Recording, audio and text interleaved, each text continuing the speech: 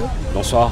Veuillez vous présenter s'il vous plaît. Voilà, je m'appelle Sagesse Kapakazi, je suis le chef d'agence de Goma de la société de microfinance Trust Investment Development, TID. Aujourd'hui, vous êtes en face de la presse, vous pouvez nous dire pourquoi? Ben voilà, nous sommes devant vous aujourd'hui parce que nous voudrions porter un message à l'intention de tous nos partenaires, de tous nos clients, pour d'abord leur souhaiter les vœux meilleurs pour l'année 2025, mais aussi de façon à leur dire que nous renouvelons le partenariat pour cette année, que pour tous les besoins, tous les projets financiers, la TID, notre société de microfinance, est disponible pour les accompagner. Votre agence est à Goma depuis quand? Quelles sont les conditions pour y accéder? Voilà, d'abord il faut dire que la TID comme société de microfinance est établie depuis 2014. Et donc nous avons 10 ans d'existence et nous avons un réseau d'agences établi sur plusieurs villes de l'Est de notre pays. Nous sommes à Butembo, nous sommes à Beni, nous sommes à Bunia, nous sommes aussi à Kisangani et à Goma évidemment. Voilà. Et comment on fait pour bien sûr être membre de votre microfinance? Voilà, il faut d'abord préciser que comme société de microfinance, la qualité de notre partenaire, ce n'est pas la qualité des membres, mais c'est plutôt la qualité des clients. Donc ça fait que nous, comme société de microfinance, nous avons une propriété individuelle. C'est différent au sein des COPEC où la propriété est collective. Alors, qu'est-ce qu'il faut faire pour être client à la TID? La première condition, ça se rapporte d'abord aux personnes physiques, parce que nous ouvrons des comptes pour les personnes physiques, nous ouvrons aussi les comptes pour les personnes morales. Alors, pour les personnes physiques, il faut se présenter physiquement dans l'une de nos agences, muni de sa carte d'identité. Ça peut être la carte d'électeur, ça peut être le passeport, ou ça peut être encore le permis de conduire national. Vous venez avec une de ces cartes d'identité, donc une carte émise par l'État. Vous venez aussi muni de vos 2 photos passeport récentes et $8 comme frais de documentation à l'ouverture des comptes. Parce qu'il y a une paperasse que nous remplissons lorsque nous signons le contrat d'épargne et le contrat de crédit avec vous. Et donc toute cette paperasse-là, qui concrétise le contrat des partenariats avec les clients, coûte $8. Et donc voilà donc les conditions que nous soumettons pour une personne physique. Car c'est une personne morale, le premier document, c'est le document sur les documents d'autorisation officielle, mais aussi les documents des propriétés de la personne morale.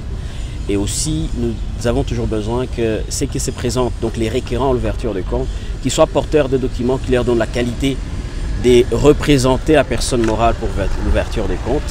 Et chaque mandataire désigné, il doit venir avec sa carte d'identité et de photo passeport. Et le coût de la documentation à l'ouverture des comptes s'élève aussi à $8. Et le compte qui s'ouvre, c'est à la fois un compte à francs et un compte à dollars américains. C'est quoi l'assurance que vous donnez à la population de Goma, d'autant plus qu'elle semble aujourd'hui avoir des doutes avec de nouvelles sociétés de microfinance, avec l'expérience malheureuse de certaines sociétés qui ont ouvert leurs portes à Goma et sont réparties avec l'argent de ses clients? Voilà, je l'ai dit, la TID est établie depuis 10 ans. Donc c'est première assurance, nous sommes là, ça fait 10 ans.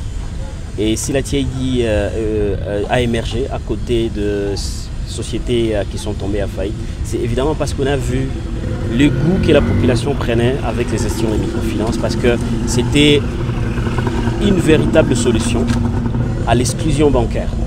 Il y a une grande catégorie, il y a une grande couche de la population qui ne sait pas accéder aux services bancaires parce que ce sont des services qui coûtent cher. Avec la solution de la microfinance, il y a eu certaines institutions qui ont déçu.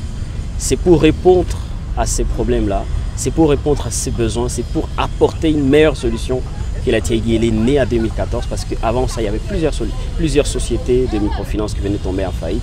Et donc c'était parce que nous, on voulait résoudre ces problèmes-là que nous avons émergé. Et donc, comprenez que nous avons eu à imaginer un très bon modèle pour que nous ne puissions pas retomber dans les erreurs de ceux qui nous ont précédés. Il y a cette assurance-là.